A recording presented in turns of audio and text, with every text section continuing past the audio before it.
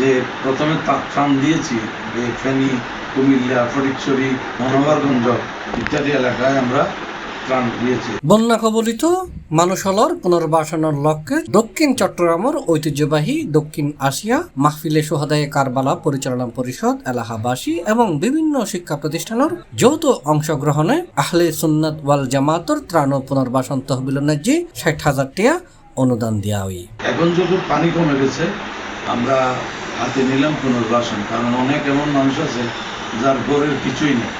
আমরা আমাদের সামর্থ্য অনুযায়ী আহলে সুন্নাত ওয়াল জামাতের ত্রাণ তহবিল থেকে ওদের পুনর্বাসনের জন্য সহযোগিতা করব।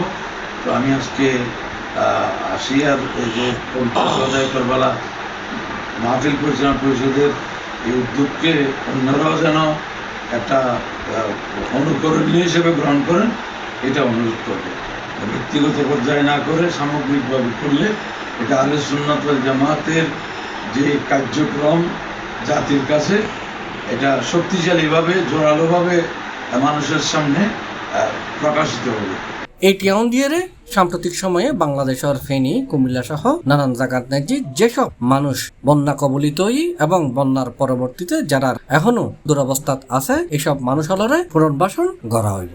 অনুদান দিয়নের সমন্বয়ে এডে উপস্থিত আছিল মাহফিল পরিষদের চেয়ারম্যান, মহাসচিব এবং ঊর্ধ্বতন কর্মকর্তা হলর উপস্থিতিতে আহলে সুন্নাত ওয়াল জামাত বাংলাদেশের চেয়ারম্যান আল্লামা কাজী মঈনুদ্দিন আশরাফির হাতত ন্যায্যে এই 60,000 টাকার অনুদানের চেক হস্তান্তর করা হয়।